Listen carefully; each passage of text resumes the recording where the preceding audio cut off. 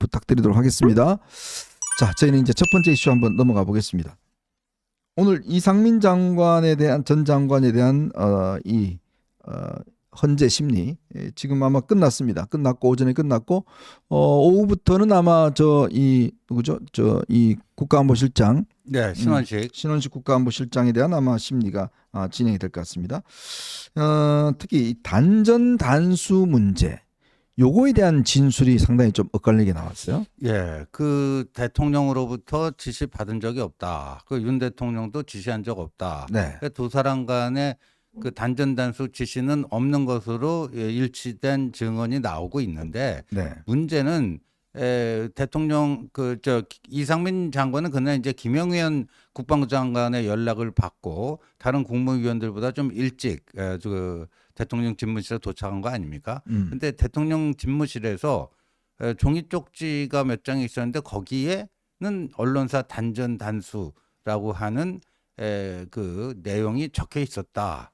근데 그게 누가 왜 만들었는지는 자기는 알 수가 없었다. 그런 거거든요. 그러니까 네. 단전 단수라는 게 사실 무근은 아니에요. 대통령실에 단전 단수 내용이 적힌 문건이 있었기 때문에 사실 무근은 아닌데 다만 뭐 대통령으로부터 직접 지시받은 바는 없다. 뭐 그 얘기인 것 같습니다. 자, 요게 이제 쟁점 뭐냐면 소방방재청장하고 이런 사람들이 국회에 나와서 증언을 하면서 당시 MBC, JTBC, 한겨레신문, 경향신문, 여론사 꽃에 단전 단수를 하라는 뉘앙스로 이제 지시를 이상민 장관으로부터 받았다라는 증언을 했습니다. 네. 그래서 이제 이게 쟁점이 됐어요. 왜냐하면 이게 단전 단수를 하게 될 경우에 이게 이제 상당히 좀 문제가 될 수 있는 거거든요. 그래서 오늘 이제 이상민 전 장관이 나와서 진술을 했는데 자기는 대통령으로부터 이런 사실을 지시받은 적이 없다. 네. 그러나 당시 대통령실 집무실에 뭔가 이 계엄령 관련된 서류가 있었다. 네. 그 서류에 보니까 포고령 관련된 서류가 하나 있었고 그 다음에 단전 단수라고 적혀 있는 문건이 있었다. 네. 근데 그걸 자기는 봤다. 네. 자, 그 다음에 이제 소방청장과 경찰국장, 그 다음에 조지호 청장하고 통화를 다 했는데, 그러니까 이거는 분명히 밝히지 않았어요. 그러니까 뭐냐면 그거는 자기가 지금 다투고 있는 사안이기 때문에 지금 아마 이제 법적으로 이게 이제 지금 지금 다투고 있는 네. 사안입니다. 그렇기 때문에 진술하지 않았지만.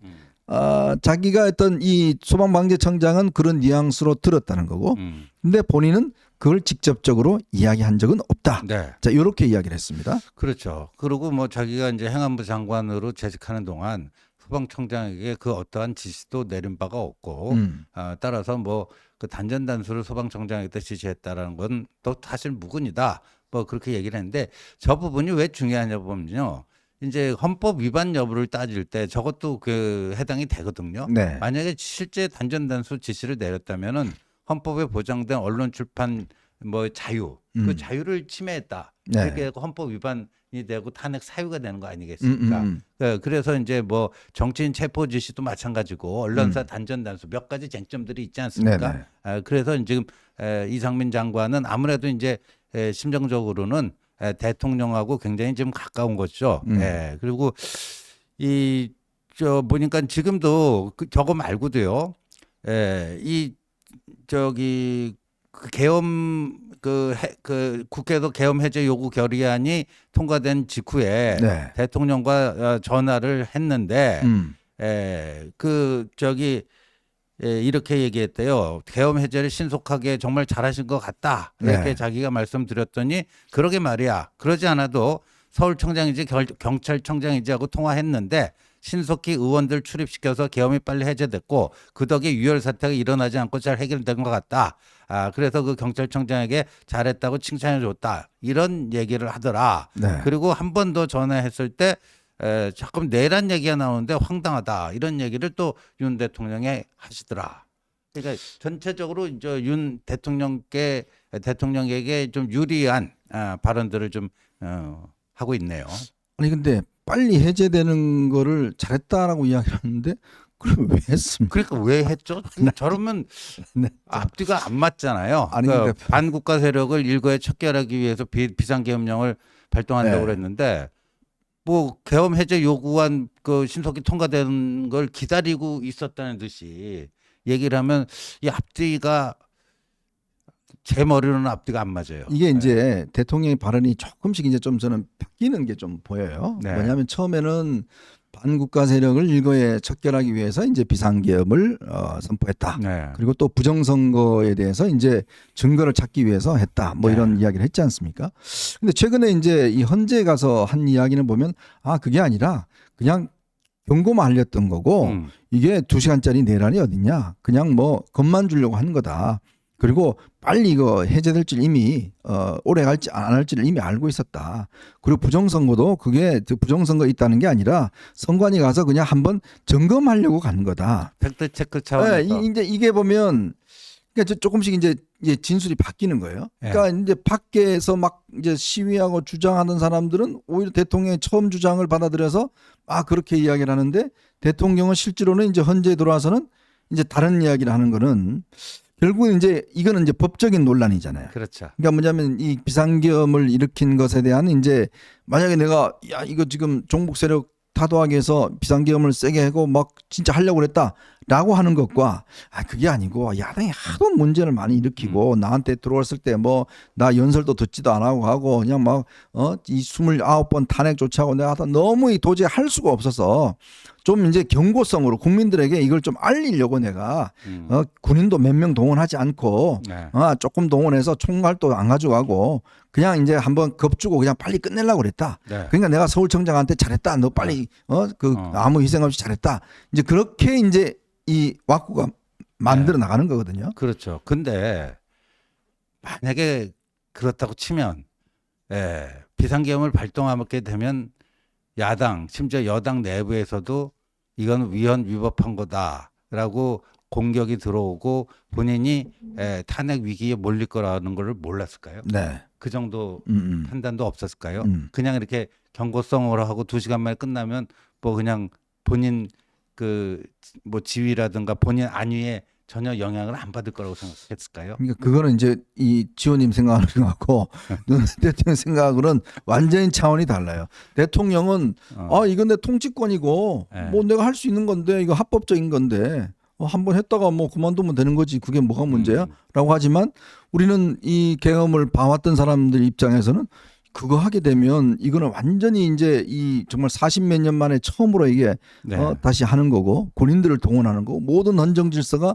일시적으로 중단되는 거고 그러면 그거에 대한 후과도 분명히 책임을 져야 되는 거고 이제 그런 우리는 인식이 있잖아요. 그 사실 이제 뭐 이제는 말할 수 있다 뭐 이런 걸 수도 있는데 그 작년 초부터 그러니까 재작년 말부터 좀 뭐 네, 비상대권 맞아요. 이런 얘기가 나왔잖아요. 그 대통령실의 한 참모가 저하고 이제 그 둘이 이제 대화를 하는데 대통령께서 비상대권 이런 얘기를 하신다. 네. 아주 심각하게 진지하게 얘기하신다. 그러길래 그게 말이 되는 소리냐. 만약에 그거를 해가지고 비상대권이라는 게 그 비상계엄인데 네. 그거 하게 되면 완전히 그냥 그 되치기 당해갖고 바로 탄핵당한다. 네. 그게 말이 되는 소리냐. 제가 그렇게 얘기했더니 논리적 반박을 못해요. 그 상식이잖아요. 상식이니까. 네. 사실 그 지호님하고 저하고 그때도 비슷한 그런 요즘 대통령이 좀 이게 자꾸 뭐 비상대권 이야기 자꾸 한다는 뭐 이야기도 좀 나누고 그랬었는데 그래서 제가 그건 말이 되는 소리입니까 지금 무슨 비상대권이에요 지금 이 시국에 그거는 뭐 도저히 말이 안 된다. 그리고 제가 알기로는 사실 대통령실 몇몇 간부들도 이런 이야기를 듣자마자 화가 나시니까 그냥 한번 질러 보는 거죠. 뭐 그게 설마 그게 말이 되는 소리입니까? 안 됩니다. 다 이런 식이었다는 거예요. 그러니까 지금 이상민 전 장관은 사실은 윤 대통령하고는 아마 지금 있는 사람들 중에서 가장 오래된 인연입니다. 중앙고등학교 선후배 사이고 그렇죠. 서울법대 선후배 사이고 원래 이상민 장관이 판사를 했는데 그때도 사실은 윤 대통령하고 꽤 친했어요. 소위 이제 뭐냐면 윤 대통령이 속에 있는 이야기 진짜 막 누구 어느 놈 이제 막 화가 막 나잖아요. 그러면 제일 먼저 전하는 사람이 이상민 전 장관이에요. 이상민 전 장관이 보시면 좀 이게 무던하고 좀 이렇게 뭐 이제 인심이 좋게 생겼잖아요. 그럼 뭔 막 대통령이 분노하고 욕설하고 해도 그냥 네네 하고 네, 이제 다 받아주고 받아주는 스타일이에요. 달지 않고. 토달지 않고 네. 우직하고 이런 네. 스타일이라서 그러니까 윤 대통령의 진짜 오리지널 정말 오랫동안 나머지는 다 정치권 와서 만난 사람입니다. 근데 그 전부터 사실은 알던 사람은 바로 이제 이상민 전 장관이에요. 그래서 이상민 전 장관은 뭐 정말 윤 대통령의 그 성격과 모든 거를 누구보다도 잘 알고 있는 분이에요. 자, 그러다 보니까 근데 참 저는 의문스러운 게 오늘 그 새로 드러난 게 보면 당시에 대통령이 직접 연락해서 6명을 소집했다는 거 아닙니까? 먼저. 그러니까 네, 한덕수 맞습니다. 총리와 그다음에 박성재 법무부 장관, 그다음에 조태용 그 국가정보원장, 그다음에 김용호 통일부 장관, 김용현 전 장관 네. 다 요 6명만 딱 해서 뭔가 하려고 했는데 네. 한덕수 당시 총리가 이거 더 이야기 들어봅시다. 자기가 설득을 했는데 저는 처음에 제가 알기로는 한덕 총리만 부른 줄 알았더니 그게 아니라 예. 처음에 대통령은 6명만 불렀다는 거예요. 예, 6명. 6명만 불러놓고 이거 내가 계엄을 해야 되겠다 하니까 다들 화들짝 놀래서 특히 한덕수 총리가 하시면 안 됩니다. 그러면 하시려면 국무회의를 통과해야 됩니다. 그래서 그러면 불러라고 해서 이제 추가로 연락한 사람이 근데 금융원 장관이 연락한 사람이 이제 이상민, 그 다음에 이제 뭐 중소기업 장관 등등 해서 그렇게 순차적으로 왔다는 거잖아요. 그러니까 그거를 보면 이 대통령이 처음에 계엄을 할 때 국무회의를 통과를 안 하려고 했던 게 아니냐. 이제 이런 이제 의문이 있는 거죠. 그렇죠. 그러니까 그건 한덕수 총리가 적극적으로 이거는 국무회의를 하셔야 됩니다라고 해서 이제 해서 그래서 오늘 사실은 그 문제가 됐습니다. 이게 뭐냐면 오늘 대통령이 직접 이제 이 마이크를 잡고 지금 한덕수 대행 총리가 국회와 그다음에 국조회의에서 증언한 게 뭐냐면 국무회의가 안 이루어졌다. 당시 국무회의가 정상적으로 안 이루어졌다. 네. 즉 아무런 기록도 없고 부서도 없었다. 네. 뭐 이거를 주장했거든요. 그렇죠. 그러니까 근데 대통령은 그게 아니다. 지금 그 아마 내란 이런 것 때문에 프레임 때문에 그런 일부 잘못 주장하는 모양인데 국무회의 그 부서 그거는 이 계엄령에 대한 부서 이야기하는 거고 그건 나중에 전자결제로 다 해도 되는 거기 때문에 문제가 없다. 그게 왜 그러냐면 이게 만약에 국무회의를 정상적인 문건이 없고 안 이루어졌을 경우는 이게 불법 위헌 계엄이 되거든요. 그렇죠. 예. 그 이제 절차적으로 중대한 하자가 이제 확정이 되는 거기 때문에 예, 그 대통령도 오늘 이제 거기에 대해서 여러 가지 또 해명을 내놨죠. 네. 뭐 부서 문제도 대통령실 그 부속실장이 그 준비를 했다. 그리고 그 부서도 바로 뭐 실시간으로 할 필요는 없고 사후적으로도 할 수가 있는 것이다. 뭐 등등 이렇게 해명을 내놨는데 근데 이게 이제 결정적인 것 같아요. 6명만 딱 그 6명의 장관들만 국무위원들만 딱 오라고 한 거. 그러니까 그거가 제대로 된 의결 정족수가 찬 11명인가요? 네. 그런 그 국무회의를 애시당초 생각하고 있지 않았다. 뭐 이런 게 되니까 서로 좀 모순되죠. 근데 헌법재판소 어떤 쪽 그거를 좀 채택할지 그것이 관건이 될 것 같습니다. 그래서 오늘 이제 헌법재판소에 이 대통령이 문제제기를 한 것도 검찰의 조서를 증거로 채택하는 거는 문제가 있다. 이걸 이야기하니까 오늘 정영식 재판관이 이 주심이지 않습니까? 네. 직접 사실은 이 부분에 대한 설명을 했어요. 이거는 그동안의 어떤 헌법재판에서 쓰여졌고 문제가 없다라는 쪽으로 이제 이야기를 했고 이게 지금 제일 또 마지막 쟁점이 되고 있는 거 아닙니까? 예를 들어서 지금 형사소송법에 따르면 이 법정에서 부인해버리면 사실 증거로 쓸 수가 없잖아요. 근데 이제 헌법재판소는 징계 절차이기 때문에 네. 이거는 뭐 본인들은 쓸 수가 있다. 그리고 증거에 대해서 채택한다는 게 그 증거를 인정하는 게 아니라 참고할 수 있다는 거다. 그렇죠. 뭐 그런 식으로 이제 지금 이야기를 하고 있고 요게 지금 상당히 좀 이 변호인 측과 헌재 측이 지금 논쟁적 소지인 것 같아요. 네, 논쟁적 소지인데 헌재에서는 뭐 그냥 그렇게 할 것 같아요. 박근혜 대통령 때도 검찰 수사 자료를 증거로 채택한 적이 있다. 전례가 있기 때문에 문제가 없다 하는 게 이제 헌재의 입장인 것 같습니다. 네. 그래서 지금 오늘 대통령이 이제 이 한덕수 총리의 진술에 대해서도 이제 상당히 반박하는 이런 상황이 됐습니다. 즉 한덕수 당시 총리가 국무회의가 아닌 간담회였다. 라는 진술에 대해서 대통령 말이 안 되는 소리다라고 이제 이야기를 해서 아마 한덕수 총리는 아직 이제 증인으로 채택은 안 됐습니다만은 현재 보류하고 있습니다만은 아마 헌재에서 기일을 잡아서 한덕수 총리를 부를 가능성도 있을 것 같아요. 왜냐하면 요거는 지금 대통령 주장과 한덕수 총리 주장이 전혀 다르잖아요. 전혀 다르죠. 예. 한덕수 총리는 이미 뭐 12월 그 계엄 직후였어요. 국회 본회의에서 그 실체적으로나 절차적으로나 중대한 흠결이 있는 결정이었다. 비상계엄령 발동은 그렇게 분명히 발언한 바가 있습니다. 그 이후로도 똑같은 입장을 유지하고 있습니다.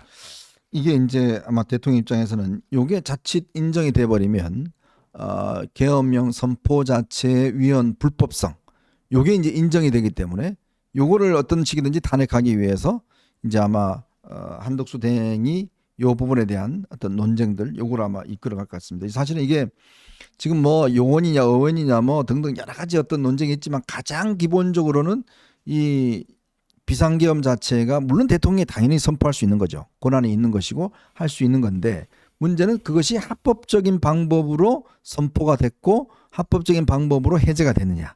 이 부분에 대한 이제 지금 헌법 심판이 지금 제일 중요한 그렇죠. 핵심 요지 아니겠습니까? 네. 그리고 대통령이 그러면 국회를 왜 이 차단했는가? 포고령에 대한 위헌성, 왜 선관위에다가 병력을 투입했는지 그러니까 이 부분이 이번 헌법재판의 가장 기본적인 베이스입니다. 가장 기본적인 베이스고 이 부분에 대한 이제 사실관계에 대한 탄핵이 이제 탄핵 찬반 여부를 결정하는 가장 중요한 핵심적인 관건이기 때문에 아마 이런 조치가 이루어지지 않나 싶습니다. 근데 이제 문제는 뭐냐면 어쨌건 지금 헌재가 이번 주 목요일 날밖에 이제 아직 현재는 예정이 안 돼 있지 않습니까? 네. 근데 이렇게 되면 지금 보면 진술이 좀 다른 게 있잖아요. 그렇죠. 소방청장 이야기도 다르고 네. 한덕수 대행 총리 이야기도 다르고 네. 그럼 이분들 다 불러야 되는 거 아니에요? 그러니까요. 예. 그래서 조금 증인 신문이 조금 더 있어야 되지 않을까. 워낙 그 진술들이 엇갈리기 때문에 어떤 진술이 그 진실에 부합되는지 판단하기 위해서는 증인 신문이 좀 추가적으로 있지 않을까. 오늘 아니면 목요일 날, 네. 목요일에 그 추가 변론기일 네. 뭐 지정하지 않을까 싶습니다. 네. 어쨌건 이거는 저희가 조금 정치적인 이유도 있습니다. 왜냐하면 이게 지금 헌재의 속도와 법원의 속도를 우리가 좀 맞춰 나가야 되거든요. 즉 이재명 재판의 속도와 지금 헌재 재판의 속도를 상당히 맞춰 나가야 됩니다. 그 이유는 뭐 이재명이 지금 본인의 무죄를 맞아 오늘 보니까 김호준한테 가서 확신하고 있던데 어쨌건 이 26일 날 마지막 결심 그리고 이거에 대한 3월 초 중순 이재명 선고 요 부분과 헌재의 어떤 헌재 스케줄을 최대한 하여튼 늦춰서 어떻게 하든지 간에 이재명의 2심 선고가 난 다음에 뭔가 헌재의 어떤 여러 가지 스케줄이 나올 수 있도록 네. 그거는 저희가 힘을 좀 집중적으로 투입을 해야 될 것 같아요. 그럼요. 예. 예. 그건 아마 법조인들도 그렇고 많은 분들이 아마 공감하고 있는 부분이니까 지금 어떤 논쟁적 사안들 지금 왜냐하면 이견이 많이 나왔지 않습니까? 헌재에서 주장이 틀린 게 그러면 그 주장들을 관련자들 불러서 저는 확인을 해봐야 좀 더 재판관들이 그럼요. 확실한 판결을 내리지 않을까 예. 그런 생각이 많이 듭니다. 그리고 뭐 헌재가 결정을 내렸을 때 거기에 대한 승복 뭐 이런 것들도 더 하기 좀 뭐라 할까요? 용이해지는 그런 측면이 좀 있죠. 예. 네. 자, 저희는 이제